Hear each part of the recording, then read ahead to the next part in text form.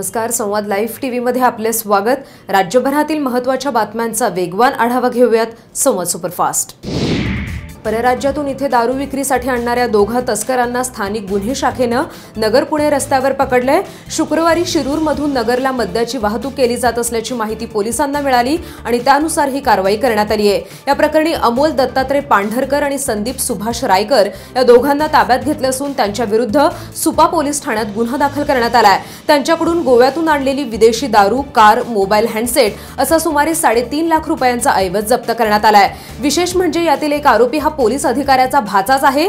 दरम्यान गोव्यातून महाराष्ट्रात चोरट्या मार्गाने दारू आणून विक्री करण्याचं हे मोठं रॅकेट असल्याचा संशय पोलिसांनी व्यक्त केला आहे।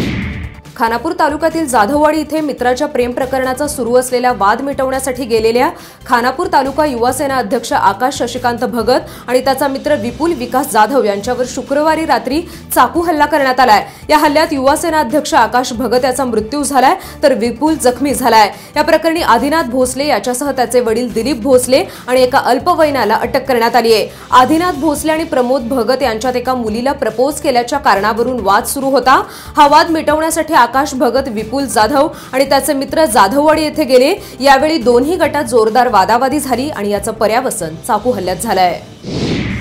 पुण्यातील माजी आमदार बापूसाहेब पठारे यांच्या सुनेनं सासरच्या मंडळींकडून छळ होत असल्याची तक्रार महिला आयोगाकडे केली आहे। या प्रकरणी या तक्रारीची महिला आयोगाने दखल घेत सासरच्यांना 26 फेब्रुवारीला आयोगाच्या कार्यालयात सुनावणीसाठी हजर राहण्याची नोटीस बजावली आहे।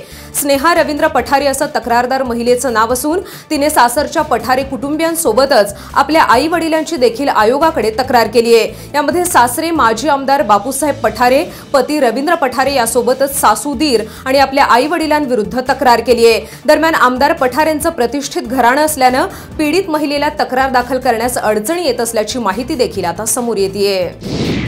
शिरूरमधील पंचायत समितीच्या आवारातील 4 चाकी गाडीची काच फोडून तब्बल 1,10,000 रुपये लंपास केल्याची घटना घडली आहे। शनिवारी विनोद तुकाराम वरखडे यांना फ्लॅट विकत घ्यायचा असल्यानं त्यांनी आपल्या 4 चाकी गाडीमधून 3,20,000 रुपये रक्कम घेऊन आले होते।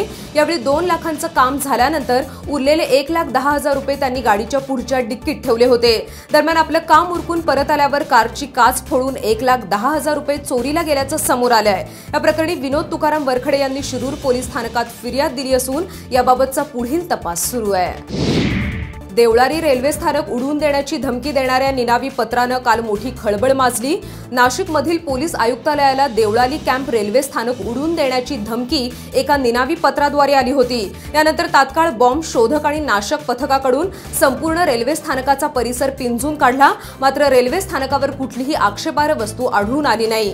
याबाबत कुठलीही माहिती सैन्याला अधिकृतपणे मिळाली नव्हती। मात्र या निनावी पत्रानं एकच खळबळ उडाली। दरम्यान सध्या रेल्वे स्थानकावर रेल्वे पोलीस यंत्रणेमार्फत सुरक्षा व्यवस्था वाढवण्यात आली आहे।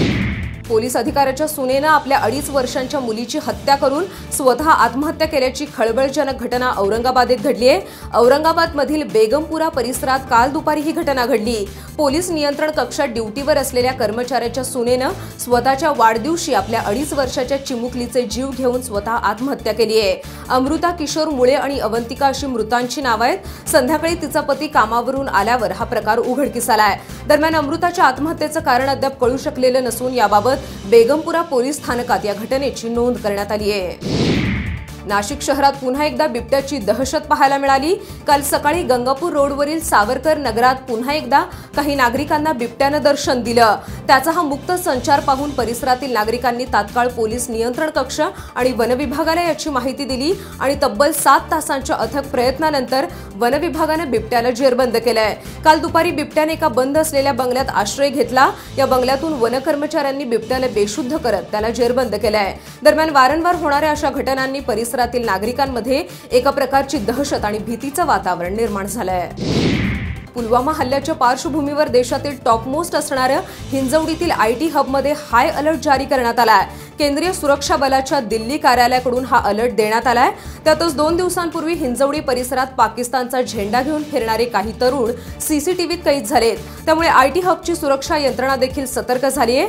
परदेशी कंपन्यांमुळे हिंजवडी आयटी हबला धोका असल्याची माहिती गुप्तचर यंत्रणांनी दिली। त्यामुळे सध्या कंपन्यांच्या सुरक्षेसाठी केंद्रीय सुरक्षा दलाच्या जवानांच्या तुकड्या देखील तैनात करण्यात आल्या आहेत।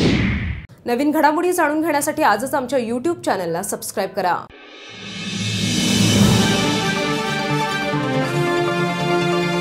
संवाद लाइव टीव्ही, आपला विश्वास, आपलं चॅनल।